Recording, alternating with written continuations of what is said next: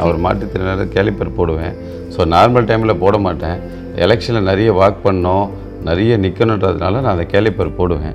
போட்டுட்டு வரேன். நம்ம அப்படியே இப்போ பேசிகிட்டே போகலாம்.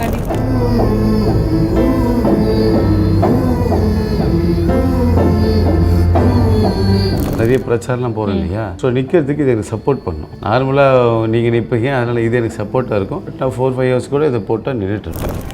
இதை பயன்படுத்தி என்ன கேட்டிங்கன்னா தொடர்ந்து பயன்படுத்திட்டுருக்கேன். இப்போ போட்டேன்னு வச்சுங்களேன், நைட்டு 1 மணி 2 மணிக்கு தான் நான் அதை ரிமூவ் பண்ணுவேன். அடுத்தது 4-5 மணிக்கு மறுபடியும் போட்டுட்டு மக்களை சந்திக்கணும், தொகுதியை பக்கம் தான் மைண்டில் ஓடிட்டுருக்கே கண்டி. இதெல்லாம் ஒரு பெரிய பொருட்டாகவே வரல. என்னை வாழ வச்சு என் மக்களுக்கு நான் வராதே இல்லையா? அப்போ அவர் கூட நான் ஏன் பயணிக்கக்கூடாது? எனக்கு தேவையான, என் குடும்பத்துக்கு தேவையான சம்பாதிக்க வச்சுருக்கேன். சம்பாதிக்கணுக்கு எனக்கு கிடையாது. நான் மக்கள்கிட்ட தெளிவாக சொல்லியிருக்கேன். அண்ணன் சொன்ன மாதிரி, எங்கள் தலைவர் சொன்ன மாதிரி, ஒரு பைசா தொட மாட்டேன், ஊழல் செய்ய மாட்டேன், இது சத்தியம்னு சொல்லி நான் பேசியிருக்கேன். அதை நான் நிச்சயம் காப்பாற்றுவேன். ஒரு வாய்ப்பு கொடுக்க சொல்லுங்கள், மக்கள் கண்டிப்பாக தருவாங்க. தலைவர் விஜயனுக்கு கொடுப்பாங்க. கொடுத்ததுக்கப்புறம் 5 ஆண்டுகளில் அது தாவேக்காவின் கோட்டையாக மாறும்.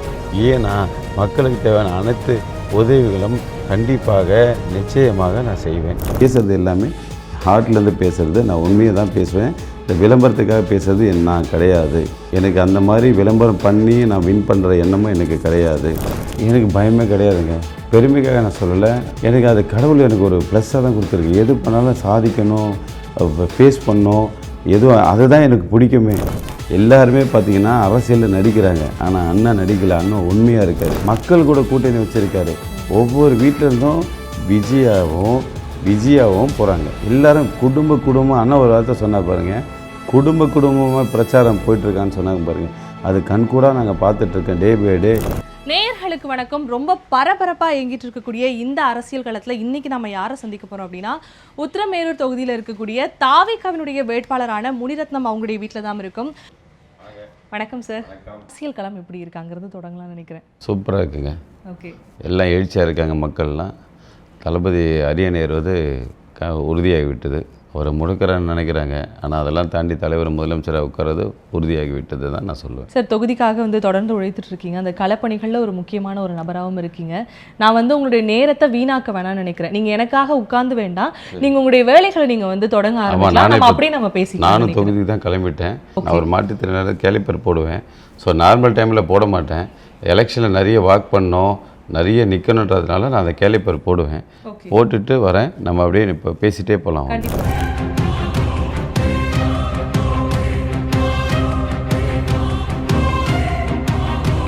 இந்த ஒரு ப்ராப்ளம் உங்களுக்கு பிறந்ததுலேருந்தே நீங்கள் யூஸ் பண்ணிட்டு இருக்கீங்களா? இல்லை மேடம், ஒரு 5-6 வயசுலேருந்து எனக்கு இந்த ப்ராப்ளம் இருக்குது. நிறைய பிரச்சாரம்லாம் போகிறோம் இல்லையா? ஸோ நிற்கிறதுக்கு இது எனக்கு சப்போர்ட் பண்ணும். நார்மலாக நீங்கள் நிற்பீங்க, அதனால் இது எனக்கு சப்போர்ட்டாக இருக்கும். பட் நான் 4-5 ஹவர்ஸ் கூட இதை போட்டால் நின்றுட்டுருப்பேன். சின்ன வயசுலேருந்தே இது நீங்கள் பயன்படுத்துகிறீங்களா? இல்லை மேடம், சின்ன வயசுலேருந்து நான் பயன்படுத்தலைன்னா அதுக்கு தேவையான வசதிகள் வாய்ப்புகள் அப்போ இல்லை. ஸோ கடவுளாக இப்போ எங்களுக்கு கொடுத்துருக்காங்க. அதனால் இப்போ தான் இதெல்லாம் பார்த்திங்கன்னா சிங்கப்பூர்லேருந்து வாங்குறது 50,000. கிட்டத்தட்ட ஒரு 10 வருஷமாக பயன்படுத்துகிறேன். மார்னிங் எழுந்துட்டு ப்ளே பண்ண போகிறேன், ஷெட்யூல் கார்க் விளையாட போகிறச்சா நான் பயன்படுத்துவேன். வாக் பண்ணும்போது பார்க்கில் போய் அப்போது பயன்படுத்துவேன். எனக்கு கால் பெயின் வராதுங்க. நான் இது கை நீ வச்சு சப்போர்ட் பண்ணி தான் நடப்பேன் இல்லையா? ஸோ ஹேண்டு தான் பெயின் வரும். அதுக்காக தான் இதை நான் பயன்படுத்துகிறேன். அதனால் அது இன்னொரு விஷயம் பார்த்திங்கன்னா, இன்னும் தளபதி மக்களுக்காக வராருங்க. அதெல்லாம் பார்க்கும்போது ஒரு சின்ன தூஸ் கூட கிடையாது. இதை பயன்படுத்தி என்ன கேட்டிங்கன்னா தொடர்ந்து பயன்படுத்திட்டுருக்கேன். இப்போ போட்டேன்னு வச்சுங்களேன், நைட்டு 1 மணி 2 மணிக்கு தான் அதை ரிமூவ் பண்ணுவேன். அடுத்தது 4-5 மணிக்கு மறுபடியும் போட்டுட்டு மக்களை சந்திக்கணும், தொகுதியை பக்கம் தான் மைண்டில் ஓடிட்டுருக்கே கண்டி. இதெல்லாம் ஒரு பெரிய பொருட்டாகவே வரல எனக்கு. ஆனால் உங்களை ஃபாலோ பண்ணும்பொழுது இந்த நிறைய இந்த ஸ்போர்ட்ஸ் ஆக்டிவிட்டிலெலாம் நிறைய ஈடுபடுறீங்க. சிரமமாக இல்லையா இது போட்டு? நான் சின்ன வயசுலேருந்து ரொம்ப ஸ்போர்ட்ஸ்னால் வெறி. நான் படிப்பை விட ஸ்போர்ட்ஸ் தான். இப்போ கூட என் பசங்களுக்கு சொல்லுவேன், போய் விளையாடுன்னு தான் சொல்லுவேன். ஏன்னா விளையாட்டோட ஒரு உடற்பயிற்சின்றது உலகத்திலேயே கிடையாதுங்க. அந்த ஆர்வம் புரிஞ்சு எங்கன்னா வேட்புமனி தாக்கல் போகிற அந்த ஒரு சின்ன கேப்பில் கிரிக்கெட் விளையாடிட்டு இருந்த பசங்களோட விளையாட்டு. உண்மைதாங்க. ஸ்க்ரூட்டிங்கு என்னை கூப்பிட்டாங்க கலெக்டர் ஆஃபீஸில். 10 மணிக்கு வர சொன்னாங்க. 10 மணிக்கு என் அட்வொகேட் சொன்னார் 10 மணிக்கு வாங்க சார்னாரு. ஆக்சுவலாக அவங்க 11 மணிக்கு தான் சொல்லியிருக்காங்க ஸ்க்ரூட்டிங்க்கு. போனால் 1 ஹவர் டைம் இருந்தது. அந்த 1 ஹவர் என்ன பண்ணலான்னு பார்த்தா பசங்க கிரிக்கெட் விளையாடிருந்தாங்க. நான் அவங்ககிட்ட போயிட்டு விளையாடினேன். அங்கிள் வாங்க அங்கிள் விளையாடலான்னு பசங்களை ஆர்வமாக கூப்பிட்டாங்க. கூப்பிட்டதுக்கப்புறம் ப்ளே பண்ணியிருக்கேன். உங்களுடைய ஒரு அன்றாட வாழ்க்கையில காலையில கிளம்பும்போது இப்படி இந்த இடத்துல உட்காந்து இந்த மாதிரியான ஒரு கிளம்புதல் தான் இருக்குமா? எப்பயுமே கார்லேயும் வச்சுருக்கேன். எங்கேயாவது போகிற மறந்துட்டேன், டக்குன்னு ரொம்ப தூரம் நடக்கிற மாதிரி தான் அது கார்லேயே எடுத்து ஃபிக்ஸ் பண்ணிட்டோம். காருக்குள்ளேயே உட்காந்துட்டு சிரமமாக இருக்கும், கஷ்டமாக இருக்கும், பரவாயில்ல அப்படின்ற மாதிரி ஃபிக்ஸ் பண்ணிவிட்டு, இது மக்களுக்காக சேவை செய்யணும், தலைவர் நமக்காக வந்திருக்காரு, அதனால் அண்ணனுக்காக நான் கூட இருந்து அவர் எப்படியோ அதே மாதிரி இருப்பேன். ஒரு பைசா வாங்காமல் இல்லாமல் நம்ம அவருக்கு நான் அவர் கூட சப்போர்ட்டாக இருப்பேன். நிறைய இந்த தேர்தல் பரப்புரை அது இதுன்னு போகும்போது இப்போ வெயில் வேற சுட்டெரிக்கும் சூரியன் அந்த மாதிரிலாம் இருக்கும். உணவு பழக்க வழக்கங்கள்லாம் எப்படி இருக்குது இப்போதைக்கு வெயிலில்? பியூர் வெஜிடேரியன் தாங்க. வெஜ்ஜு, கீரைகள் நிறைய ஜாஸ்தி சாப்பிடுவேன். அதுக்கப்புறம் பார்த்திங்கன்னா இந்த காரக்குழம்பு இதெல்லாம் கொஞ்சம் ரொம்ப விரும்பி சாப்பிடுவேன். நான் பார்த்திங்கன்னா எனக்கு சமைக்கிறதுக்கு கூட கிட்டத்தட்ட ஒரு 6 வருஷமாக சமைச்சு ஒருத்தர் கொடுத்துட்ருக்காங்க. சுமார் ஒரு 6 ஆண்டு காலமாக என் கூட பயணிக்கிறாங்க. அவங்களும் என்னுடைய தேவைகளை ஃபில் பண்ணுவாங்க. என் கூட ஒருத்தர் வந்துட்டாங்கன்னா அவங்க என்னை விட்டு போகிறது ரொம்ப கஷ்டம். அதே அவங்களுடைய தேவைகளை நான் ஃபில்ஃபில் பண்ணுவேன். அதனால் என்னை விட்டு யாரும் ஒன்ஸ் வந்துட்டாங்கன்னா போக மாட்டாங்க. என் தொகுதி மக்கள்லாம் அப்படி இருப்பாங்க தான் என்னோடய நம்பிக்கை.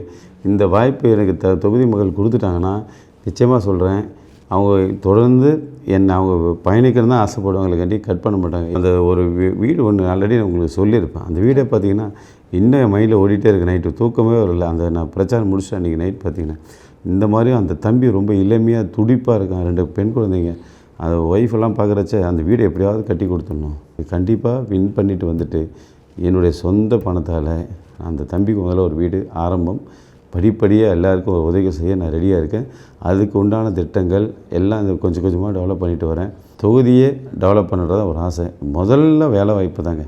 அதில் காம்ப்ரமைஸே ஆக மாட்டேன். படிப்படியாக ஒரு மாற்றத்தை கொண்டு வருவாங்க. உத்திரமேரூரை சிறப்பான ஒரு தொகுதியாக மாற்றுவேன். அதில் எந்த விதமான ஐயமும் கிடையாது. ஒரு ஜூஸ் குடிப்போம் மேடம். ஜூஸ் கொடுமா. இல்லை, என் ஒய்ஃப் இவங்க, என்னுடைய சிஸ்டருடைய டாக்டரு, எங்கள் அக்கா பொண்ணு இவங்க. ஓகே. எனக்கு 2 பெண் குழந்தைங்க. நல்ல ஒரு பின்புலம் இருக்குது, நல்ல ஒரு வேலை பார்க்குறீங்க, நல்ல ஒரு வருமானம் இருக்குது. இது எல்லாத்தையும் வச்சு பார்க்கும்போது போதுங்கிற ஒரு மனப்பான்மையில எல்லாரும் இருந்துருவாங்க. எதுக்குப்பா நமக்கு, எதுக்கு அடுத்தவங்க பிரச்சனை, நம்ம நல்லா இருக்கோம். ஏன் சார் அரசியல் கஷ்டமா இல்லையா? நல்ல கொஸ்டின் கேட்டிங்க. அண்ணன் வந்திருக்காங்கல்ல, கோடியாக விட்டு வந்திருக்காங்க. ஒரே வரைச்ச நான் வரத்துக்கு என்னங்க இருக்குது? என்னை வாழ வச்ச என் மக்களுக்கு நான் வரேன்னு வராரா இல்லையா? அப்போ அவர் கூட நான் ஏன் பயணிக்கக்கூடாது? எனக்கு தேவையான, என் குடும்பத்துக்கு தேவையான சம்பாதிச்சு வச்சுருக்கேன். துணை முதலமைச்சர் என்னையும் ஒப்பிட்டு கூட சில ரீல்ஸ்லாம் கூட பார்த்துருப்பீங்க. ஆனால் என்னுடைய அசட் ப்ராப்பர்ட்டி 28 கோடியே சம்திங் போட்டிருப்பேன். அதை நீங்கள் ரீல்ஸ் பார்த்துருப்பீங்க. அது நான் உண்மையாகவே எல்லாமே டிக்ளேர் பண்ணியிருக்கேன். நான் எம்எல்ஏ சட்டமன்ற உறுப்பினராக வந்ததுக்கப்புறம் நான் அதில் சம்பாரிச்சேன்னு சொல்லுவாங்க இல்லையா, அது ஒரு காலம் நடக்காது. என்னோடய இன்கம் டேக்ஸ் 5 இயர்ஸ் ஐடி கொடுத்துருக்கேன். அது அதோடய இன்கம் நான் வருஷம் எவ்வளோ நான் சம்பாதிக்கிறன்ற விஷயத்தை அதில் கொடுத்துருக்கேன். அதே ஆவரேஜ் தான் இருக்குமே கண்டி. அதுலேருந்து நான் சட்டமன்ற உறுப்பினர் ஆகிட்டு ரொம்ப ஹையாக பூஸ்ட் பண்ண விரும்பலை. என்னோடய நோக்கம் அது கிடையாது. இப்போது ஒரு ஊராட்சி மன்ற துணைத் தலைவராக எங்கள் ஒய்ஃப் இருக்காங்க. அங்கேயே நிறைய கமிஷன்ஸ் எல்லாம் வரும். ஆனால் நாங்கள் வாங்க மாட்டோம். எங்களுக்கு அது வேண்டான்றதை குறிக்கோளாக இருக்கும். அப்போ நான் சம்பாதிக்கிறேன்னா தொழில் நல்லா பண்ணிகிட்ருக்கேன். அப்போ தொழிலையே டெவலப் பண்ணி நல்லா சம்பாதிக்கலாமே. இது அரசியல்ன்றது ஒரு சேவை தாங்க. ஆனால் இந்த 2 அரசாங்கமும் அவங்க என்ன செஞ்சுருக்கான்னு பார்த்தீங்கன்னா, அரசியல்ன்றது தொழிலாக பண்ணிகிட்ருக்காங்க. இது அரசியல் வந்துட்டால் கொள்ளடிக்கலாம், கோடியாக கொள்ளடிக்கிறன்றதான் இவங்களுடைய அரசியல் வாழ்க்கை. இப்படி தான் பண்ணிகிட்ருக்காங்க. இப்போ மக்கள் அரசியலில் வரவங்களை என்ன நினைக்கிறாங்கன்னா, அரசியல்ன்றது பார்த்திங்கன்னா சம்பாதிக்கக்கூடிய ஒரு இடமாக நினைக்கிறாங்க. அது முட்டாள்தனமான வார்த்தைங்க. அரசியல் என்பது பார்த்திங்கன்னா சேவை செய்யக்கூடிய இடங்க. சேவை செய்கிறவங்க மட்டும் தாங்க அரசியல் வரணும். விஜய் அவர்களோட ஆரம்ப காலகட்டத்திலேருந்து இருக்கீங்க, அவங்களுடைய குடும்பத்தோட ஒரு இணக்கமான ஒரு உறவு இருக்குது. 2007 நான் மக்கள் இயக்கத்தில் போய் 500 ஃபார்ம் வாங்கியிருக்கேங்க. 500 ஃபார்ம் வாங்கிட்டு ஸ்ரீபெரும்புதூர் பகுதியெல்லாம் கொடுத்து 25 குழுவாக கொடுத்து எல்லாமே ஃபில்ஃபில் பண்ணி சைன் பண்ணி கொடுத்தாங்க. அதுக்கப்புறம் என்னால் அது பயணிக்க முடிக்காத ரீசன் பார்த்திங்கன்னா, நாங்களாம் வறுமையான இந்த குடும்பம் தான். ஸோ எங்களுக்கு தேவை பணத்துடைய தேவைகள் இருந்துச்சு. பணத்தை நோக்கி ஓடி வியாபார தொழில் ரீதியாக போயிட்டதுனால என்னால் அப்போ அதில் சரியான ஒரு பயணிக்க முடியல. இருந்தாலும் பார்த்திங்கன்னா அப்பப்போ உதவிகளாக நிறைய பேப்பர்ஸில் கூட வந்திருக்கு. நான் ப்ரூஃப் கூட காட்டுறேன், பேப்பர்ஸில் கூட இருக்குது. ஸோ வாய்ப்பு கிடைக்கும் போதெல்லாம் மக்கள் இயக்கத்தில் சர்வீஸாக கூட சேர்ந்து ட்ராவல் பண்ணியிருக்கேன். ஓகே, நிறைய பேர் இருக்காங்க தொகுதியில் களப்பணி செய்கிறாங்க. இருந்தாலும் முனியவர்களுக்கு ஏன் இந்த ஒரு பதவிங்கிற ஒரு கேள்வி மக்கள் மத்தியில் இருக்கும்ல. நான் இது வந்தால் இது பண்ணுவேன், என் மக்களுக்காக நான் வரேங்கிறத ஆரம்பத்துலேருந்து எங்ககிட்ட நீங்கள் பதிவு பண்ணிட்டுருக்கீங்க. இருந்தாலும் ஏன் இந்த ஒரு இடத்துல இறங்கியிருக்கோங்கிற ஒரு கேள்வி எழுது இல்லையா? அதுக்கு முனி சார்கிட்டேருந்து வரக்கூடிய பதில் என்னவா இருக்குது? சம்பாதிக்க நோக்கம் எனக்கு கிடையாது. நான் மக்கள்கிட்ட தெளிவாக சொல்லியிருக்கேன். அண்ணன் சொன்ன மாதிரி, எங்கள் தலைவர் சொன்ன மாதிரி, ஒரு பைசா தொட மாட்டேன், ஊழல் செய்ய மாட்டேன், இது சத்தியம்னு சொல்லி நான் பேசியிருக்கேன். அதை நான் நிச்சயம் காப்பாற்றுவேன். இதை நான் நீங்கள் இன்டர்வியூக்காகலாம் சொல்கிறதுலாம் இல்லை. நான் பேசுகிறது எல்லாமே ஹார்ட்லேருந்து பேசுகிறது. நான் உண்மையை தான் பேசுவேன். இந்த விளம்பரத்துக்காக பேசுகிறது நான் கிடையாது. எனக்கு அந்த மாதிரி விளம்பரம் பண்ணி நான் வின் பண்ணுற எண்ணமும் எனக்கு கிடையாது. உண்மையை பேசுவேன், உண்மையாக இருப்பேன். தொகுதி மக்கள் என்னை புரிஞ்சுப்பாங்க. இப்போ என் கூட கிட்டத்தட்ட ஒரு 1.5 மாதம் ட்ராவல் பண்ணுறவங்களாம் என்னை பற்றி கேட்பாங்க. ஆனால் நீங்கள் எல்லாத்தையும் ஓப்பனாக பேசுகிறீங்களா, இதையே மறைக்க மாட்டீங்களான்னு எனக்கு கேட்டே இருக்காங்க. நான் சொன்னேன், நான் தப்பு பண்ணால் தான் நான் மறைக்கணும் இல்லையா? அப்போ உண்மையாக இருக்கும்போது நான் ஏன் மறக்கணும் அப்படி கேட்பாங்க. என் ஒய்ஃப் கூட கேட்பாங்க அடிக்கடி, ஒன்று கூட நீங்கள் மனசில் எதுவும் வச்சுக்க மாட்டிங்களா, எல்லாத்தையும் ஓப்பனாக பேசுகிறீங்க. நான் என்ன மறைக்கிறதுல என்ன இருக்குது? எல்லாத்தையும் ஓப்பனாக பேசுவேன். அதனால தான் எனக்கு சக்ஸஸ் கொடுக்குதுங்க. கடவுள் ஓப்பனாக இருக்கிறச்ச என்ன ஆகுன்னா, மக்களும் சரி, நம்ம வியாபார ரீதியும் சரி, நம்பிக்கை வரும். கிரிமினலாக திங்க் பண்ணுறது அதெல்லாம் சக்ஸஸ் கொடுக்காது. மக்களை நம்ப மாட்டாங்க.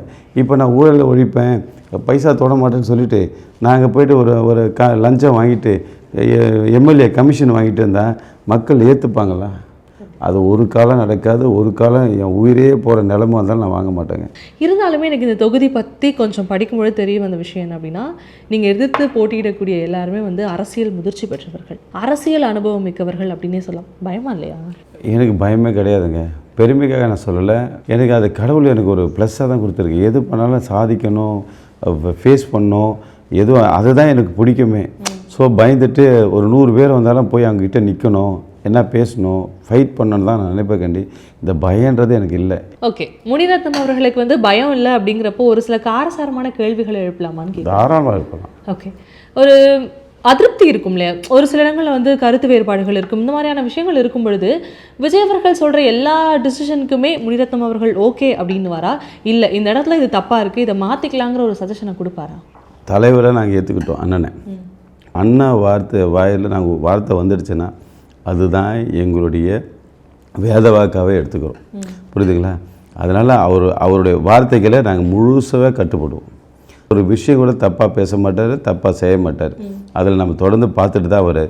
எல்லாருமே பார்த்திங்கன்னா அரசியலில் நடிக்கிறாங்க, ஆனால் அண்ணன் நடிக்கலை. அண்ணன் உண்மையாக இருக்கார்.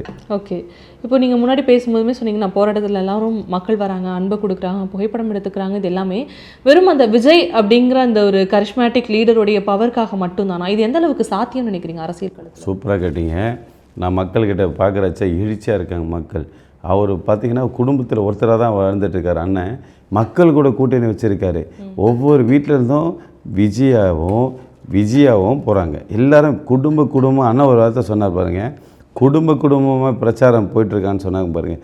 அது கண்கூடாக நாங்கள் பார்த்துட்ருக்கேன். டே பை டே சிறப்பான வரவேற்பு. இந்த முறை ஒரு மாற்றம் எங்களுக்கு தேவை. இந்த முறை நான் ஒரு மாற்றத்தை எதிர்பார்க்குறோம்.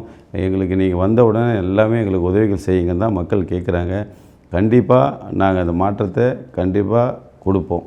ஒரு சிலர் இன்னும் சினிமா பாணியிலேயே இன்னும் விஜய் அவர்களை பின்தொடர்றாங்களோன்ற ஒரு வருத்தம் இருக்குது. அவர் எல்லாத்தையும் விட்டு மக்களுக்காக வராருங்கிறது வரவேற்கத்தக்க ஒரு விஷயமா இருந்தாலும் ஒரு சில தொண்டர்கள், ஒரு சில ரசிகர்கள் கொள்கை ரீதியாக இன்னும் புரிதலுக்குள்ளே வராதது அவர்களுக்கு ஒரு பேக் ஃபயராக இருக்கும்ன்றது ஒரு காமன் பீப்புளாக பார்க்குற எங்களுக்கு இருக்குது. இதுக்குள்ளே இருக்கீங்க, என்ன இவங்க இப்படி பண்ணுறாங்க, இவங்களுக்கான புரிதல் இன்னும் தேவை அப்படின்னு நினச்ச தருணம் உண்டா? நீங்கள் கேட்டிங்க இல்லையா, மக்கள் எல்லாம் கூட்டமாக கூட்டுறாங்க அப்படின்னு கேட்டிங்க இல்லையா, இந்த கூட்டம் ஓட்டாக மாறிடுச்சு. நான் மக்கள் களத்தில் இருக்கேன் இல்லையா, நான் நேரடியாக கேட்குறேன், நேரடியாக பார்க்குறேன். வெறித்தனமாக இருக்காங்க. இவங்க வெறித்தனத்தில் கண்டிப்பாக ஓட்டாக மாறிடுச்சு. இதே திமுகவுக்கு வியட்டாகவும் மாறிடுச்சு. சரிங்களா? இது நிச்சயமாக இந்த தேர்தலில் திமுக கண்டிப்பாக அனைத்து தொகுதியிலும் தோல்வியை தழுவோம். இதில் மக்கள் தெளிவாக இருக்காங்க. ஓகே, கிட்டத்தட்ட நீங்கள் எதிர்த்து போட்டியிடக்கூடிய மற்ற கட்சிகள் அப்படின்னு அவங்களுடைய பலத்தை பார்க்க போனோம் அப்படின்னா 75 ஆண்டுகள் பின்புலம் கொண்ட ஒரு மக்கள் மத்தியில் ரொம்ப ஒரு பிரசித்தி பெற்ற ஒரு கட்சினை கூட வச்சுக்கலாம். அப்படிப்பட்ட ஒரு கட்சி இருக்குது, நிறைய செல்வாக்குகளை பார்த்த கட்சி இருக்குது, பல ஆட்சிகளை கண்ட கட்சிகள், இந்த மாதிரியான பல கட்சிகள் இருக்குது. இத்தனை கட்சிகள் இருக்கக்கூடிய ஒரு களத்தில் நீங்கள் என்ன மாற்றிட போகிறீங்க அப்படிங்கிற ஒரு கேள்வி மக்கள் மத்தியில். ரொம்ப உண்மைதாங்க. எனக்கு அரசியல் பின்பலம் எனக்கு தெரியாது, ஒத்துக்கிறேன். ஆனால் எதில் தெரியாதுன்னு பார்த்தீங்கன்னா, ஊழல் செய்ய தெரியாது, கொள்ளடிக்க தெரியாது, லஞ்சம் வாங்க தெரியாது, நடிக்க தெரியாது, அண்ணன் சொல்கிற மாதிரி உண்மையாக இருக்க தெரியும். இந்த ஊழலெல்லாம் தட்டி கேட்க தான் நாங்கள் எல்லாமே வந்திருக்கோம். தமிழகம் மாறப்போகுது, கண்டிப்பாக எல்லா இதுக்கும் மாற்றம் வரப்போகிறது. அதனால் மக்கள் இந்த தேர்தலில் திமுக வீட்டுக்கு அனுப்புறது உறுதி. தமிழ்நாடே மாறப்போகுதுங்க. இன்னும் கொஞ்ச நாளுங்க, நீங்களே பார்க்க போகிறீங்க. அடுத்த இன்டர்வியூவில் என்னை கேட்பீங்க. ஆனால் நீங்கள் சொன்னது உண்மை தானே, ஒரே படிப்படியாக தமிழ்நாடு மாறும். ஓகே, விஜய் சார் ரொம்ப தெளிவாக இருக்கார். அவருடைய என்ன பண்ணுறோங்கிறதுல ரொம்ப தெளிவான ஒரு பாதையில் போயிட்டுருக்காருன்னப்போ விஜய் அவர்கள் மீது நிறைய ஒரு விமர்சனம் இருக்குது. நல்லா எதிர்த்து பேச மாட்டேங்கிறார், வெறும் திமுக மட்டும்தான் எதிர்க்கிறாரு, பிஜேபி எதிர்க்க மாட்டுறாருங்கிற மாதிரியான பல விமர்சனங்கள் இருக்குது. இது என்ன அவர் அரசியலுக்காக அவர் கையாளுற ஒரு சூசகமாக கருதலாமா? இப்போ ஆளுற கட்சி யாருக்கு? திமுகங்க. திமுக ஆளுற கட்சி எதிர்க்கிறது வருது தான் ஒரு தலைவரோட அழகு இல்லையா? அதை தானே அண்ணன் பண்ணிகிட்ருக்காங்க. இவங்களுடைய குறைகள் இவங்க பார்த்திங்கன்னா தொகுதி பக்கமே போகலங்க. நான் இப்போ ப்ரெசண்ட் இருக்க எம்எல்ஏ என்ன பண்ணியிருக்காருங்க, தொகுதி பக்கமே போகலங்க. மக்களை சந்திக்கலை. ரொம்ப ரேராக ஒரு சில இடத்துல போகிறது. இவர் மேலே ரொம்ப மக்கள் வெறுப்பாக இருக்காங்க. கிட்டத்தட்ட அந்த உத்தமர் ஒரு 20-25 வருஷமாக இவர் தொடர்ந்து சட்டமன்ற உறுப்பினராக இருந்திருக்காரு. ஒரு யூஸ் இல்லை. இவர் நல்லா இருந்தால் போதும், இவரை சார்ந்தவங்க நல்லா இருந்தால் போதுன்றதான் அப்படின்னு இவர் இருக்கார கண்டி தொகுதி மக்களுக்கு ஏதாவது உதவிகள் செய்யணும் அப்படின்ற ஒரு எண்ணங்கள் கிடையாது.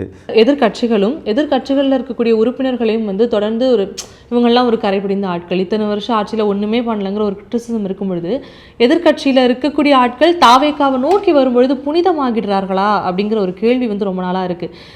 லீடர்ஷிப், தலைவர், ஒரு தலைமை எப்படி இருக்கானோ அப்படி தான் அவர் கீழே இருக்க தொண்டர்கள் இருப்பாங்க. புரியுதுங்களா? அதனால் தலைவர் சிறந்த தலைவராக இருக்காருன்னா அவர் கீழே இருக்க நாங்கள் இப்போ அண்ணன் என்ன சொன்னாருங்க, ஒரு ஊழல் செய்ய மாட்டேன், ஒரு பைசா தொட மாட்டேன் அப்படின்னு சொன்னார் இல்லையா? அப்போ நானும் அந்த வார்த்தை சொல்கிறேன். என்ன ரீசனுக்காக சொல்கிறேன்? தலைவர் எவ்வழியோ அவ்வழி தான் தொண்டன் இருப்பான். நீங்கள் அதில் எப்படி இருக்காங்கன்னா அதில் ஊழல் செஞ்சு கொள்ளடிச்சு அப்படி இருந்தால் அதே மாதிரி தான் அதோடைய தொண்டனும் இருந்தான் இல்லைங்களா? இப்போது அதெல்லாம் மாறுது, புனிதமாக ஆகுதுங்க. அதனால தான் எங்களது புனித கட்சின்னே சொல்லுவோம் நாங்கள். ஸோ தூய கட்சின்னு சொல்லுவோம். அதனால் எங்கள் அண்ணன் அடிக்கடி சொல்லிகிட்டு இருக்கச்ச தாவேக்கா ஒரு தூய கட்சி, டிஎம்கே தீய சக்தி நாங்கள் சொன்னோம். குழந்தைங்களாம் சொல்ல ஆரம்பிச்சிட்டாங்க, மக்கள்லாம் சொல்ல ஆரம்பிச்சிட்டாங்க. இவ்வளோ விஷயங்கள் பகிர்ந்துக்கிறீங்க. இருந்தாலும் ஒரே ஒரு கேள்வி மட்டும் வந்ததுலேருந்து உறுத்திட்டே இருக்குது அப்படின்னு கூட வச்சுக்கலாம். உங்களுடைய கடந்த கால பக்கங்களை கொஞ்சம் புரட்டி பார்க்கும்பொழுது டிஎம்கேலேருந்து வந்தவர் தானப்பா இவர் அப்படிங்கிற ஒரு விஷயம் இருக்குது. அங்கேருந்து வந்தவர் தான், இவர் என்ன பண்ணிட போகிறாரு, அங்கே பண்ணதை இங்கே பண்ண போகிறாருங்கிற ஒரு விமர்சனம் இருக்குது. ஆமாங்க, டிஎம்கேல நான் முன்னாடி இருந்தேன், நான் மறுக்கல. சரி, விஜய் சார் வராருன்னு வெயிட் பண்ணிகிட்டே இருந்தேன். நான் உண்மையை சொல்கிறோம், இன்டர்வியூக்காக சொல்கிறதுக்காக சொல்ல. நான் திமுக கட்சியே கிடையாதுங்க. அது கார்ப்பரேட் கம்பெனி தான் சொல்லலாம். ஏன்னு பார்த்தீங்கன்னா நான் அதில் பயணிச்சிருக்கேன், எங்கள் அப்பா பயணிச்சிருக்காங்க. அவங்க எல்லாமே நடிப்பு. நான் நிறைய கூட ட்ராவல் பண்ணதுனால ஒரு உண்மையாகவே இருக்க மாட்டாங்க. நான் பார்த்துருக்கேன், நிறைய பேர் அந்த நேரத்தில் நடிப்பாங்க, அந்த நேரத்தில் பேசுவாங்க. எனக்கு அரசியலே உண்மையிலே சுத்தமாக பிடிக்கல. அந்த விஷயத்தில் பார்த்தீங்கன்னா எப்படா திமுக விட்டு வெளியே வரப்போகிறோன்னு நினச்சிட்டு அந்த ஒவ்வொரு நாள் நினச்சிட்டு இருந்தேன். யாராவது ஒரு நல்ல தலைவன் வரமாட்டான்னு நினச்சிருந்தேன். அதே மாதிரி நம்ம புரட்சி தலைவர் எம்ஜிஆர் அவர்களும் பார்த்திங்கன்னா திமுக விட்டு வெளியே வந்து தான் மக்களுக்கு நல்ல சர்வீஸ். இன்றைக்கும் நம்ம புரட்சி தலைவர் எம்ஜிஆரை பற்றி நம்ம பேசிகிட்டு இருக்கோன்னு பார்த்திங்கன்னா ஒரு நல்ல தலைவருங்க. அவர் அந்த மாதிரி தலைவர் பார்த்திங்கன்னா இன்னும் பேசிகிட்ருக்கோம். அதே போல் இன்னும் ஒரு 50, 60, 100 ஆண்டுகள் பார்த்திங்கன்னா தலைவர் விஜய் அண்ணா அவர்களை பற்றி நம்ம தமிழ்நாடும் உலகமே பேசுங்க அவரை பற்றி. ஏன்னா அவரோட சேவைகள் அப்படி இருக்குன்றது எங்களுக்கு கொஞ்சம் கூட சந்தேகமே கிடையாது. மக்களும் ரொம்ப கான்ஃபிடென்ட்டாக இருக்காங்க. ஓகே, தொடர்ந்து தொகுதிகளில் இருக்கீங்க, களப்பணிகளில் பார்க்க முடியுது. இந்த தொகுதியில் இருக்கக்கூடிய ஒரு மேஜர் ப்ராப்ளமாக என்ன இருக்குது? தொகுதியில் நான் உங்களுக்கு ஏற்கனவே கூட இன்டர்வியூவில் நான் இப்போ நீங்கள் பேசுகிறச்ச கூட நான் சொன்னேன், வேலை வாய்ப்புங்க. வேலை வாய்ப்பு இளைஞர்கள், இளம்பெண்கள் நிறைய பேர் படித்து வேலை இல்லாமல் ரொம்ப இருக்காங்க. ஆக்சுவலாக பார்த்திங்கன்னா செய்யார் சிப்கார்டு அந்த சிப்கார்டு அப்படியே விரிவாக்கம் படுத்தி உத்தரமேல் சிப்கார்டை கொண்டு வரது என்னோடய லட்சியமாக இருக்குங்க. அது மட்டும் இல்லாமல் கண்டிப்பாக நிச்சயமாக நிறுவனங்களை கொண்டு வரணுங்க. 4 பேர் எல்லாமே வேலை செய்யணுங்க. மக்கள் எல்லாம் வேலைக்கு போனாங்க. அந்த வேலைக்கு போனாவே அவங்களோட தேவைகளை அவங்க ஃபில்ஃபில் பண்ணிப்பாங்க, பூர்த்தி செஞ்சுப்பாங்க. யாருடைய உதவிகளோ எதிர்பார்க்க தேவையில்லை. இப்போ இருக்கின்ற ஆளுங்கட்சி என்ன பண்ணுறாங்கன்னா மக்களை ஏழையாக வச்சுக்கிட்டு அவங்களுக்கு எந்த உதவியும் பார்த்திங்கன்னா வாய்ப்புகள் கொடுக்கல. அவங்களுக்கு இலவசங்களை தான் கொடுத்து அவங்களுக்கு ஒரு 500 ரூபா 1000 ரூபா கொடுத்து ஓட்டு வாங்கலான்ற ஒரு எண்ணத்தில் தான் இப்போ இருக்க அரசாங்கம் இப்போ திட்டம் தீட்டிகிட்டு இருக்காங்க. ஓகே. இப்போது நாங்கள் வந்து சென்னையிலேருந்து புறப்பட்டு அப்படியே வரும்பொழுது நகரமயமாதல் இருக்குல்ல, ஒரு கட்டம் வரைக்கும் இருந்துச்சு. அதுக்கப்புறம் அப்படியே ஒன்றுனா குறைஞ்சு எனக்கு என் ஊருக்கு போகிற ஒரு ஞாபகம் வந்துச்சு இதுக்குள்ளே வரும்பொழுது. வேலைவாய்ப்பு வேணும், இதெல்லாம் வேணுன்றதை தாண்டி மக்களுக்கு தேவையான எல்லா வசதிகளுமே இந்த உத்திரமேரூரில் கிடைக்குதா? கண்டிப்பாங்க. இப்போ பார்த்தீங்கன்னா ட்ரை லேண்டு, வெட்லேண்டுங்க. வெட்லேண்டில் தான் நம்ம விவசாயம் பண்ண போகிறோம். 3 போகம் பண்ணுவாங்க, 3 to 4 போகமும் கிட்டத்தட்ட பண்ணுவாங்க இல்லையா. ட்ரை லேண்டு பார்த்தீங்கன்னா காலியாக சும்மாவே இருக்குங்க. சும்மா இருக்கிற லேண்டில் தொழிற்சாலை நிறுவி அங்கே இருக்க மக்களுக்கு வேலை வாய்ப்பு கொடுக்கறதுல எந்த தவறுமே கிடையாதுங்க. இதனால் விவசாயம் பாதிக்க போகிறது கிடையாதுங்க. அரசாங்கமே வெட்லேண்டுக்கு அப்ரூவல் கொடுக்க மாட்டாங்க. அது வந்து எல்லாருக்குமே தெரியும். அதனால் ட்ரை லேண்டில் வேலை வாய்ப்புகள் கிடைச்சா மக்களுடைய பொருளாதாரம் உயருங்க. ஓகே. இது வந்து உங்களுடனான ஒரு நாள் பயணம் என்னென்ன பண்ணுறீங்க அப்படிங்கிறத தெரிஞ்சுக்கிறதுக்காக கேட்குறேன். கிட்டத்தட்ட வந்து உத்திரமேரூரில் இதுக்கு முன்னாடி ஆண்டவர்கள் அப்படின்னு பார்க்கும்பொழுது என்ன, மக்கள் வந்து அவங்கள 5 வாட்டி தேர்ந்தெடுத்திருக்காங்க. 25 ஆண்டுகள் வந்து அவங்க இந்த மக்களுக்காக நின்று இருக்கணும், அவங்களுக்கு வேண்டிய விஷயங்கள்லாம் செஞ்சுருக்கணும். அவங்க செய்ய முடியாததே நீங்கள் வந்து செய்ய போகிறீங்க. ஒரு வாய்ப்பு கொடுக்க சொல்லுங்கள், மக்கள் கண்டிப்பாக தருவாங்க. தலைவர் விஜயண்ணன் கொடுப்பாங்க. கொடுத்ததுக்கப்புறம் 5 ஆண்டுகளில் மக்களுக்கே தெரியும் 25 வருஷம் எப்படி இருந்த உத்திரமேரூர் இந்த 5 ஆண்டில் எப்படி மாறி இருக்குன்றதை நீங்கள் இப்போ வீடியோவாக ஷூட் பண்ணி கூட வச்சிங்க.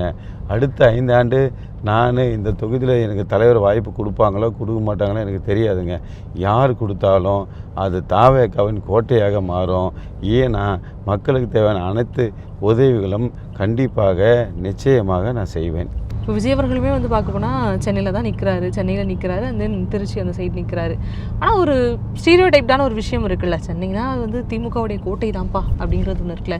இந்த மாதிரியான பல இடங்கள் திமுகவுடைய கோட்டை, அதிமுகவினுடைய கோட்டை, இந்த மாதிரியான விஷயங்கள்லாம் இருக்குது. இது எல்லாத்தையுமே பிரேக் பண்ண போகிறீங்களா இந்த தேர்தலில்? தலைவர் தைரியமாக நிற்கிறாருப்பாங்க. எங்கே உங்களுக்கு கோட்டையோ அங்கே தாண்டா நான் நிற்கிறாரு பார்த்தீங்களா தலைவர். ஏன்னா நான் பயந்துட்டு அரசியல் பண்ண வரலை, லாபம் சம்பாதிக்க வரலை, மக்களுக்கு சர்வீஸ் செய்ய வரேன். அதனால் அவர் நினச்சிருந்தா வேறு எங்கேயாவது ஒரு கிராமத்தில் போய் நின்று ஒரு சட்டமன்ற உறுப்பினராக வரலாம். அது என்னுடைய நோக்கம் கிடையாது. இங்கே நிற்கிறேன், முதலமைச்சர் அடுத்த தொகுதியிலே நிற்கிறேன், பார்த்துக்கலாமா, மக்கள் எங்கள் கூட கூட்டணி வச்சுருக்காங்க, மக்கள் எங்கள் கூட இருக்காங்க தைரியத்தில் நிற்கிறார் பார்த்தீங்களா. மக்களும் அப்படி தாங்க, அதை தான் எதிர்பார்த்தாங்க. இவங்க கோட்டையை எங்களுக்கு அடிமையாகவே வச்சுருக்காங்க, இதுக்கு ஒரு தலைவன் வரமாட்டான்னு நினச்சாங்க. அதுக்குண்டான தலைவன் வந்துட்டார், மக்களும் புரிஞ்சுக்கிட்டாங்க. வெற்றி நிச்சயம். ஓகே. இப்போ ஒரு தொகுதியை பொறுத்த வரைக்கும் ஒரு கேண்டிடேட் வராரு அப்படின்ற பட்சத்தில் அவர் யாருங்கிறத தாண்டி அவர் மக்களுக்காக என்ன பண்ண போகிறாரு, மக்களுடைய பிரச்சனைகள் அவருக்கு தெரியுமாங்கிற ஒரு கேள்வி இருக்கும் பொழுது நீங்கள் சொன்ன விஷயத்தை வச்சு பேசிக்காக என்னென்ன பிரச்சனைங்கிறது தெரியுது, இதுதான் மாற்ற போகிறேங்கிற ஒரு ஐடியா இருக்குது. இருந்தாலுமே மக்கள் வந்து உங்களை ஒரு நம்பி இந்தாப்பா பொறுப்பை வச்சுக்கோ அப்படின்னு சொல்லி ஒப்படைக்கிறாங்கன்ற பட்சத்தில் முதல் விஷயம் நீங்கள் மாற்றக்கூடிய விஷயமா என்ன இருக்கும்? எங்கள் தொகுதி பொறுத்தவரை நான் என்ன சொல்லுவேன்னா, வேலை வாய்ப்பு, குடிநீர், சாலை வசதி, மருத்துவமனை, கல்வி நிலையங்கள், இதெல்லாம் ரொம்பவும் எப்படி சொல்கிறதுன்னு பார்த்தீங்கன்னா ரொம்ப ரொம்ப ரொம்ப பார்த்திங்கன்னா புவராக இருக்குங்க. அதை வந்து நான் டெவலப் பண்ணணும். டெவலப் பண்ணுறதுக்கு முதல்ல அவங்களுக்கு அந்த வேலை வாய்ப்பை தான் மறுபடியும் அதை பற்றி நான் பேச போகிறேன். இப்போ உதாரணத்துக்கு எடுத்திங்கன்னா, நான் சுமாராக ஒரு ஆண்டுகளாக என்ன பண்ணிட்டேன், ஒரு கம்பெனி கொண்டு வரதுக்கு கிட்டத்தட்ட ஒரு 60 ஏக்கரை கலெக்ஷன் பண்ணி அந்த டிஆர் ஆட்டோமொபைல்ன்ற ஒரு கம்பெனிக்கு என்ன பண்ணியிருக்கேன், அந்த கம்பெனியை வந்து நிறுவியிருக்காங்க. இங்கே ஸ்டார்ட் பண்ணிட்டு கன்ஸ்ட்ரக்ஷன் போயிட்டுருக்கு. சுமார் கிட்டத்தட்ட ஒரு 5000 பேர் அந்த கம்பெனியில் வேலை செய்ய போகிறாங்க. ஸோ அதனால் ஒரு 5000 குடும்பம் என்னால் இந்த ஒரு வருஷம் உழைப்பால் வேலை கிடைக்க போகுது. அப்போது என்னுடைய தொகுதியில் நான் கண்டிப்பாக செய்வேன். ஏன்னா சட்டம் என்னுடைய தொகுதி ஆகிடுது, அப்போ என்னுடைய மக்கள் ஆகிடுறாங்க, நான் அவங்களுடைய அண்ணன் தம்பி ஆகிடுறேன். அதனால் வந்து என்னுடைய இலக்கே முதல்ல வேலை வாய்ப்பு ஏற்படுத்த தான் என் மைண்டில் ஓடிட்டே இருக்குது. உங்ககிட்ட பேசுகிறச்ச கூட நான் இவங்களுக்கெல்லாம் நான் கமிட்மெண்ட் பண்ணியிருக்கேன். கடவுளே எனக்கு அந்த பாக்கியத்தை கொடுப்பா, நான் அவங்க மக்களுக்கு வந்து சிறந்த ஒரு வேலை வாய்ப்பை ஏற்படுத்த நினைக்கிறேன். முன்னாடி பேசும்போதே சொன்னீங்க, மாணவர்கள்கிட்ட சின்ன சின்ன பசங்கக்கிட்ட போதைப் பொருளுடைய புழக்கம் அதிகமாக இருக்குது. நீங்கள் இதுக்கு இப்போ வரைக்கும் இருக்கவங்க யாரும் எந்த ஆக்ஷன் எடுக்கவே இல்லையா? உண்மைதான் மேடம். இப்போ பார்த்தீங்கன்னா இந்த அரசாங்கம் எல்லா இடத்துலையும் ரொம்ப புவராக இருக்குது. எங்கே எடுத்துங்க, எந்த டிபார்ட்மெண்ட் எடுத்துங்க, எல்லாமே புவராக இருக்குது. அவங்களுடைய கலெக்ஷன், கமிஷன், கரப்ஷன் தான். இதுதான் அவங்க வந்து நினைக்கிறாங்க. கண்டி சர்வீஸ் பண்ணணுன்னுலாம் நினைக்கல. ஏதோ பசியில் நீங்கள் நல்லா ஒரு காலையில் சாப்பிடல, மதியம் சாப்பிடல, நைட்டு விட்டிங்கன்னா அடி பிடிச்சி எடுத்துருவீங்களா சாப்பிட்ற விஷயத்தில். அதே மாதிரி என்ன பண்ணுவாங்கன்னா, இவங்க 10 ஆண்டாக வந்து ஆட்சிக்கே வரலை. பசியோடு இருந்தாங்க. வந்த உடனே அடிச்சிட்டாங்க. அது மக்களுக்கு எல்லாருக்குமே தெரியும். எல்லாத்துலேயும் பர்சன்டேஜாக நான் பார்த்ததில் பார்த்தீங்கன்னா ஊழலுக்கு சதவீதம் வச்ச ஒரே அரசாங்கம் இந்த அரசாங்கமும் அதுக்கு முன்னால் அரசாங்கம் மட்டும்தான். இதுக்கு முன்னாடி அம்மாலாம் இருந்தாங்க, புரட்சி தலைவர்லாம் இருந்தாருங்க, சிறப்பான ஆட்சி கொடுத்தாருங்க. இன்னும் அவங்க பேச்சை நம்ம ஏன் பேசிகிட்டு இருக்கோன்னா, சிறந்த முதலமைச்சராக இருந்தாங்க. தமிழக மக்கள் ஏற்றுக்கிட்டாங்க. இன்னும் தலைவரை பற்றி எம்ஜிஆரை பற்றி இன்னும் பேசிகிட்டே இருக்க பார்த்தீங்கன்னா அதே மாதிரி நம்ம தலைவரை பற்றி தொடர்ந்து பேசுவாங்கன்றது எனக்கு நம்பிக்கை இருக்குங்க. ஓகே, இதெல்லாம் பண்ணுவோம் அப்படின்னு சில மேனிஃபெஸ்டோலாம் கொடுத்துருந்தாங்க. கையோட எடுத்துகிட்டு வந்துட்டேன். சரி ஓகே, கேட்டுருவோம், போகிற போக்கில் கேள்வி தானே, அதுக்கு பதில் கிடச்சா நல்லாயிருக்கும். இது எந்த அளவுக்கு சாத்தியம் அப்படிங்கிற மாதிரி தான் தலைவர் இதுக்கு உண்டான விளக்கத்தை தெளிவாக சொல்லிட்டார். எப்படி சாத்தியம், எங்கேருந்து பண்ண போகிறோம் அப்படின்ற விளக்கத்தை தலைவர் கிளியராக சொல்லிட்டார். நீங்கள் அவருடைய வீடியோ கூட நீங்கள் பாருங்கள். பேசுகிறச்ச இது எல்லாமே கேட்டாங்க, இது எப்படி உங்களுக்கு சாத்தியம் சொன்னார் பாருங்கள். முதலமைச்சருக்கு போக வேண்டிய கமிஷன் நிறுத்தினால் இதெல்லாம் சாத்தியம் பாருங்க. அது நிச்சயமாக அந்த மாதிரி நடக்கும். கண்டிப்பாக தலைவர் சொன்னதை கண்டிப்பாக செய்வாருங்க. ஓகே, ஆனால் ஒரு தனிப்பட்ட விதத்தில் ஒரு விருப்புன்னு ஒன்று இருக்கும்ல. விஜய் அவர்கள் என்ன சொன்னாலும் சரிங்கிற ஒரு ஏற்றுக்கிற ஒரு மனப்பான்மையாக பார்க்கலாமா? இதை என்ன சொன்னாலும் ஓகேப்பா, விஜய் சார் சொல்லிட்டாருன்னா அதை கேட்டுக்கலாம். ஏங்க, அவர் மக்கள் தலைவருங்க. அவர் எப்பயுமே தப்பாலாம் பேச மாட்டாருங்க. மக்களுக்கு தேவையானதை மட்டும் தான் பேசுவார். நான் உங்கள் இன்டர்வியூக்காக நான் சொல்கிறதுக்காகலாம் சொல்ல. நீங்கள் அவருடைய ஒவ்வொரு இன்டர்வியூவும் அவருடைய ஸ்பீச்சை நீங்கள் வாட்ச் பண்ணலாம்.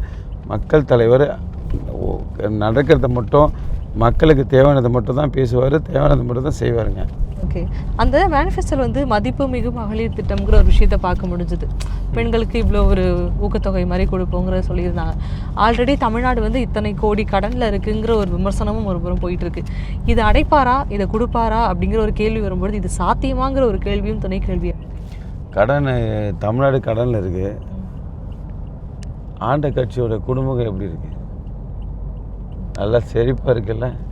அப்புறம் எல்லாம் பார்த்திங்கன்னா படிப்படியாக எல்லாம் சரி செய்வாருங்க. நீங்கள் பாருங்கள், ஒரு வாய்ப்பு தரட்டும், தலைவர் கண்டிப்பாக ஸ்டெப் பை ஸ்டெப்பாக கண்டிப்பாக செய்வாருங்க. அவருக்கு உறுதுணையாக நாங்கள் எல்லோரும் கூட இருப்போம். எங்கள் பொதுச் செயலர் அவருக்கு இரவும் பகலமாக உழைச்சிட்டே வராங்க. அவர் பார்த்திங்கன்னா உண்மைக்கே தலைவர் சாதாரணமான ஒருத்தரை வந்து செலக்ட் பண்ண மாட்டாங்க. எங்கள் அண்ணன் பொதுச்செயலர் அண்ணன் பார்த்திங்கன்னா ஓய்வாரியாக அவர் தான் எல்லாமே திமுக சும்மா பேசும்போது சொல்லுவாங்க, எங்கள் ஓய்வாரியெல்லாம் கிடையாது, எல்லாமே துட்டு அறியவன் தான். அதில் இவர் பார்த்திங்கன்னா தூங்கவே மாட்டார். உழைப்பு. எங்கள் அண்ணனுக்கு பக்கபலமாக இருக்கார் எங்கள் பொதுச் செயலர். ஆனால் வந்து சில நேரங்களில் விஜய் எங்கே அப்படிங்கிற ஒரு தேடுதல் பயணம் இருக்கும் அப்படிங்கிற மாதிரி இருக்குது. எங்கே விஜய் சாரை காணும். ஏன்னா வந்து மக்கள் வந்து நீங்கள் சொன்ன மாதிரி அந்த மாதிரி தான் அவர் வரணும்னு நினைக்கிறாங்க. முக்கியமாக ஒரு மாற்றம் வரணும் அப்படிங்கிறத வந்து மக்கள் பெரிய அளவில் விரும்புகிறாங்க. இருந்தாலும் விஜய் அவர்களுடைய களப்பணி குறைவாக இருக்கா, இல்லை மக்கள் கண்களுக்கு அது போய் சென்றடையிலையா? ஏங்க, அவர் வர ரெடியாக இருக்குங்க. இந்த அரசாங்கம் வந்து தடுக்குதுங்க அவரை. அவர் வந்துட்டால் இவங்களால் ஒன்றும் பண்ண முடியாது அப்படின்னு இவங்க தடுத்துட்டு இருக்காங்க. அது தமிழக மக்கள் எல்லாருமே அறிவாங்க. நீங்கள் நான் எல்லாருக்குமே தெரியும். அதெல்லாம் உடைச்சி எரிஞ்சு அண்ணன் கண்டிப்பாக நிச்சயமாக முதலமைச்சராக அமருவாங்க. மேடம் வாங்க, எங்கள் ஆஃபீஸ் போவோம். இதுதான் உங்களுடைய ஆஃபீஸா சார்? ஆமாம், இதுதான் ஆஃபீஸ். இந்த கட்சி தொடர்பான எல்லா வேலைகளுமே இந்த ஆஃபீஸ் இங்கே தாங்க செயல்படுத்துகிறோம். வீட்டிலேருந்து இவ்வளோ தூரம் இருக்கே, கஷ்டமா இல்லை? என் தொகுதி இது தானே, நான் இனிமேல் என்னுடைய பயணமே இங்கே தானே. வீட்டில் இருக்கிறத விட இங்கே தொகுதி மக்கள் கூட தான் நிறைய இருக்கணும். ஆஃபீஸில் தான் நிறைய நேரங்களுக்கு. ஆமாம், மக்களை சந்திக்கணும். ஆஃபீஸில் திட்டத்தெல்லாம் ஆஃபீஸ் தானேங்க. மக்கள் எல்லாருமே இந்த அலுவலகத்துக்கு வருவாங்களா? மக்கள் என்னை வந்து சந்திக்கிறாங்க. நான் இங்கே தான் இருக்கேன். பட் நான் இங்கே இருக்கிற நேரம் கம்மி தான். தொகுதியில் போய் மக்களை நான் சந்திச்சிட்டதுனால ஒரு சில நான் இருக்கிற நேரம் பார்த்து மக்களும் வந்து என்னை சந்திக்கிறாங்க. நீங்கள் வந்து தினமுமே வந்து இங்கே இந்த நிர்வாகிகள் எல்லாரையுமே நீங்கள் இங்கே தான் சந்திக்கிறீங்களா? கட்சிக்கு தேவையான எல்லா திங்ஸும் இங்கேருந்து தான் எல்லா ஒன்றிய செயலருக்கும் நாங்கள் இங்கேருந்து அனுப்புவோம். எல்லா ஒன்றியத்துக்கும் இங்கே தான் போவோம். அவங்கள வந்து கலெக்ட் பண்ணுவாங்க. இல்லைனா எங்கள் டீம் கொண்டு போய் அவங்ககிட்ட கொடுத்துட்டு வந்துடுவாங்க. அப்படி தான் பயணிச்சிட்ருக்கு. இந்த பிரச்சாரத்துக்கெல்லாம் இங்கேருந்து உங்களுக்கு எல்லாமே இங்கே ரெடி. ஆமாம், எல்லாமே இங்கேருந்து எல்லா ஒன்றிய செயலருக்கு நாங்கள் அனுப்பிச்சிடுவோம். அவங்க அந்தந்த கிளை செயலருக்கு அவங்க கொடுத்து விட்ருவாங்க. இந்த பிரச்சாரத்துக்கெல்லாம் விஜய் சார் போகும்போது அதுக்குன்னு ஒரு பிரத்யேகமான ஒரு வாகனம்லாம் இருக்கும். அந்த மாதிரி எல்லாருக்குமே உண்டா? கண்டிப்பாக இருக்குங்க, நமக்கு இருக்குது. என்னுடைய பிரச்சார வாகனத்தை பார்க்கலாம் வாங்க. ஸோ இது மாதிரி பயங்கரமாக இருக்குது. இந்த யூடியூப்லலாம் பல வீடியோக்கள் பார்த்துருக்கோம். பல கோடி மதிப்பில் தயாரான பிரத்யேக பிரச்சாரம். எவ்வளோ ஆச்சு ஆக்சுவலாக கேட்கலாமா? இந்த வண்டி ரெடி பண்ண இந்த வண்டி வந்து பார்த்திங்கன்னா என்னுடைய பிரதர் வந்து எனக்காக பிரதர்ன்றதுனால அவர் எனக்கு ஸ்பான்சர் பண்ணியிருக்காரு. ஸோ எந்த விதமான பணம் கொடுத்தாலும் அவர் வாங்கலை. பட் இருந்தாலும் தேர்தல் நட விரும்புறதுனால நாங்கள் அது வாடகை என்னவோ அவருக்கு நான் மாதம் கொடுக்குன்னு சொல்லி அப்ரோச் பண்ணியிருக்கேன். அதனால் இது என்னுடைய பிரதருடைய வாகனம் தான். நாங்கள் 3 பேர் பிரதர்ஸு. நான் அண்ணன், தம்பி, எனக்கு 2 பேர் இருக்காங்க. ஸோ இதில் எங்கள் அண்ணன் எனக்கு வந்து எனக்காக அவரே கிட்ட நின்று சப்போர்ட் பண்ணி ரெடி பண்ணி கொடுத்துருக்காங்க. ஓகே, நான் வரும்போதே கேட்டேன் வந்து மக்கள்லாம் இங்கே வருவாங்கன்னு கேட்டேன். மக்கள் இங்கே வரமாட்டாங்க, பட் ஆனால் மக்களுடைய இடத்துக்கு நான் போயிடுவேன். இல்லை, மக்கள் வராங்க. ஏன்னா நான் இங்கே இருக்க மாட்டேன். நான் இருக்கிற நேரம் வந்து ஷார்ட்டாக இருப்பேன். அதாவது இரவு நேரம் தூங்கும் போது மட்டும்தான் இங்கே வருவேன். ஸோ தூங்குறதுக்காக வரும்போது அந்த நேரத்துலேயும் மக்கள் வந்து சந்திப்பாங்க. நான் இப்போ இங்கே இருக்குன்னு தெரிஞ்சால் வாலண்டியராக அவங்க வர ரெடியாக இருக்காங்க. பட் நான் தொகுதிக்குள்ளே தான் மக்களோட மக்களாக தான் நான் இருந்துகிட்ருக்கேன். அதனால் மக்கள் வந்து பார்த்திங்கன்னா இங்கே நேர்மையில் வசிக்கிற மக்கள்லாம் வராங்க. இப்போ கொஞ்ச நேரம் யாராவது நான் இங்கே இருக்குன்னு தெரிஞ்சாவே, அதுதான் நான் உங்களுக்கு முதலே சொல்கிறேன், எல்லாமே என்னை தலைவராக தான் என்னை பார்க்குறாங்களே. தலைவர் அறிவிச்சார் பாருங்கள், 234 தொகுதியிலும் நான் தான் வேட்பாளர்ன்றார் இல்லையா, அது உண்மை. சார், நிறைய விஷயங்கள் வந்து காலிலேருந்து தொடர்ந்து பேசிகிட்டு இருக்கோம். என்னென்ன பணிகளில் நீங்கள் ஈடுபடுறீங்க எல்லாமே சொல்லியிருக்கீங்க. பிரச்சாரத்துக்கு போய் மக்கள் இருக்கிற இடத்துல போயிட்டு நீங்கள் ஒவ்வொரு விஷயத்தையும் சொல்லிட்டு இருக்கீங்க. ஆனால் இந்த ஒரு பிளாட்ஃபார்ம்ங்கிறது மக்களை நேரடியாக சென்றடையக்கூடிய இன்னொரு விஷயமாக தான் பார்க்கப்படுது. இதுக்காக முனிரத்னத்தை தேர்ந்தெடுக்கலாம்ப்பா, என்ன பண்ண போகிறாரு முனிரத்னம் அப்படிங்கிறத நீங்கள் சொல்ல விரும்புகிற வார்த்தைகள் என்ன? நிச்சயமாக சொல்கிறேன், உறுதியாக சொல்கிறேன். மக்களுக்கு வேலை வாய்ப்புங்க. உத்தரமேரூரில் நான் பார்த்தது பார்த்திங்கன்னா வேலை வாய்ப்பு கொடுத்தாவே அவங்களோட தேவைகளை அவங்க ஃபில்ஃபில் பண்ணிப்பாங்க. இன்னொரு சாலை வசதி, குடிநீர், புதிய பேருந்து நிலையம், மருத்துவமனை, இதை நம்ம கொடுத்தாவே மக்கள் மிகவும் மகிழ்ச்சியாக இருப்பாங்க. ஸோ என்னுடைய படிப்படியாக அவங்களுக்கு இந்த எல்லாம் நான் ஃபில்ஃபில் பண்ணுவேன். மக்கள் கூட கண்டிப்பாக அவங்களுடைய பிரச்சனைகளை உடனுக்குடனே முதலமைச்சர் நம்ம அண்ணன் தலைவர் அவர்களுக்கு கொண்டு சென்று அவங்களுக்கு தேவையான உதவிகளை பெற்றுத்தருவது தான் என்னுடைய முதல்வர் கடமையாக இருக்கும். அதனால் சொல்கிறேன், மக்கள்லாம் எழுச்சியாக இருக்காங்க. உத்தரமேரூர் தொகுதி கண்டிப்பாக வெற்றி நிச்சயம்.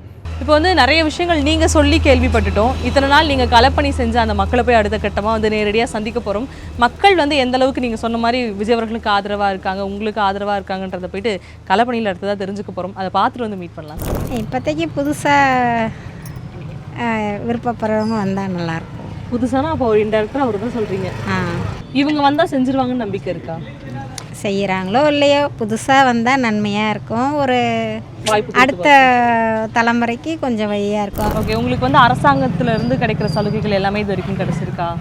கொஞ்சம் வரும், வராது, கொஞ்சம் லாபம் வரும், நஷ்டமும் வரும். என்னத்தான் சொன்னால் மட்டும் என்ன போட போகிறீங்களா? சரி, ஆனால் சும்மா சொல்லலாம்ல, இது தேவைன்னு ஒன்று இருக்குல்ல, உங்களுக்கு என்ன தேவைன்னு தெரிஞ்சுக்கலாம். மேபி இதை பார்க்குறாரு அப்படின்னா உங்களுக்கு கிடைக்கலாம்ல, யார் பார்த்தாலுமா யார் பார்த்தாலும் அப்படி கூட இருந்தால் கூட எனக்கு நல்லா இருந்தால் சரிதான். நல்லா இருந்தால் சரிதான். ஸ்பெசிஃபிக்காக இதெல்லாம் வேணும் எதுவும் வேணாம், இப்படியே இருக்கிற மாதிரி இருந்தால் போதும். எனக்கு 10 வருஷமாச்சு. உங்களுக்குன்னு ஏதாவது தேவைகள் இருக்கா, எனக்கு இந்த மாதிரி வேணும் அப்படிங்கிற மாதிரி? தேவைகள்லாம் பசங்க படிப்புக்கு தான் எங்களுக்கு தேவை. ஓகே, அதுதான் எங்களுக்கு. ஓகே, இப்போ திமுக கவர்மெண்ட் வந்து ரூலிங்கில் இருக்காங்க இல்லையா, அவங்க வந்து கொடுக்குற நிறைய சலுகைகள்லாம் சொல்கிறாங்கல்ல, அந்த சலுகை எல்லாமே வந்து உங்களுக்கு 100% வருதா? ஒரு 60-70%. 60-70%. விஜய் சார் வந்தார்னா 100% எல்லாமே நடக்கும் அப்படின்ற ஒரு நம்பிக்கை தான். ஆமாம், இதுக்கப்புறம் வருது அவர் தான் நம்புகிறோம் நாங்கள்.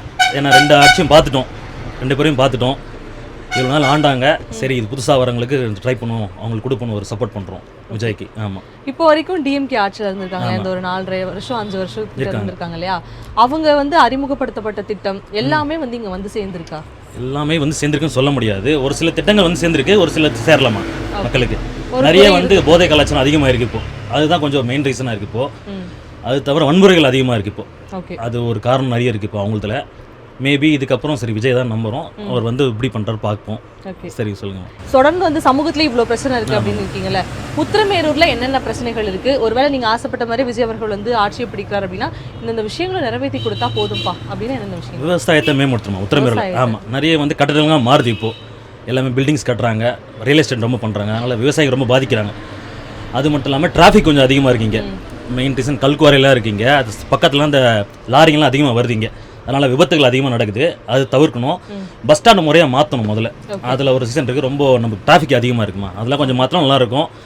இன்னும் வந்து ஏரியில் வந்து அந்த அணைக்கட்டு கட்டணும், அது சில இதெல்லாம் இருக்குது, அதெல்லாம் பண்ணால் நல்லாயிருக்கும். ஓகே, பரவாயில்ல, என்ன ஃபுல்லாகவே அந்த பகுதிக்கு ஏற்ற மாதிரி. ஆமாம், கண்டிப்பாக. இப்போ உங்களை மாதிரி நிறைய பேருங்க வந்து கடை வச்சுருக்காங்க, அந்த மாதிரியா இருக்கக்கூடிய ஆட்களுக்கு இந்த உதவி செஞ்சால் நல்லாயிருக்கும், இந்த தேவைகள் இருக்குன்னா என்னென்ன தேவைகள் இருக்கின்ற மெயின் ரீசன் வந்து சிறு குறு தொழிலுக்கு எதனா ஹெல்ப் பண்ணுற மாதிரி இருக்கணும். அவர் வரும்போது நம்ம சார்பாக நிற்கிறவங்க எதனா ஹெல்ப் பண்ணணும் வியாபாரிகளுக்கு.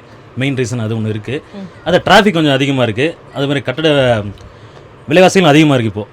அது மட்டும் இல்லாமல் வாடகை ரெண்ட்டு அதெல்லாம் கொஞ்சம் அதிகமாக இருக்குது. அதெல்லாம் கொஞ்சம் பண்ணணும். தாவிகா சைட்ல இருந்து யாராவது வராங்களா? வந்து உங்களுக்கு என்ன பிரச்சனை, என்ன தேவைன்ற மாதிரி கேட்குறாமா? நம்ம வேட்பாளரும் வந்தார், பார்த்து பேசணும். பண்ணுறேன்னு இருக்காரு. துறைமுறை எல்லாத்தையும் நல்லா பண்ணுறேன்னு இருக்காரு. ஒரு நம்பிக்கை தான் அவர் மேலே கொடுப்போம் இந்த வாட்டி. ஒரு மாற்றம் வேணும்ல. மாற்றி அவங்க 2 பேரே ஆளுட்டு இருந்தால் யங்ஸ்டர் நம்ம தான் ஒரு முடிவு எடுத்து புது கட்சி உள்ளே வர வேணும். வந்து நல்லது பண்ணுவார். அவர் கெரியரின் உச்சத்தை விட்டு வராரு. அவ்வளோ கோடி சம்பாதித்து அதெல்லாம் விட்டுட்டு நம்மளுக்காக தான் வராரு. அவருக்காக ஒரு வாய்ப்பு கொடுத்தா அவர் நல்லது பண்ண போகிறாரு. டிவிக்கே வந்தால் இந்த விஷயம் எல்லாமே நடந்துரும்னு நினைக்கிறீங்களா? நீங்கள் வச்ச கோரிக்கை கண்டிப்பாக நடக்கும். ஓகே, ஒரு மாற்றம் தானே? மாற்றம். இது வரைக்கும் வந்தது எதுவுமே நாங்கள் பார்க்கல, பாதுகாப்பாகவும் இல்லை. இப்போ வர்றதுக்காக சப்போர்ட் பண்ணி என்ன பண்ணுறாங்கன்னு பார்க்கலாம். ஃபஸ்ட் டைம் டிவிகே போட்டால் எல்லாத்தையும் செய்வாங்கன்னு சொல்லிட்டு டிவிகே ஓட் பண்ணோம். அவங்க வந்தால் நிறைய மாற்றம் இருக்கும், அதனால அவங்களுக்காக. விஜய் அவர்கள் வந்தால் இதெல்லாம் மாறும்னு நினைக்கிறீங்களா? கண்டிப்பாக மாறும்னு நினைக்கிறீங்க. சரி, ஓகே. அப்படின்னு ஒரு நம்பிக்கை. ஓகே, நம்புவோம்.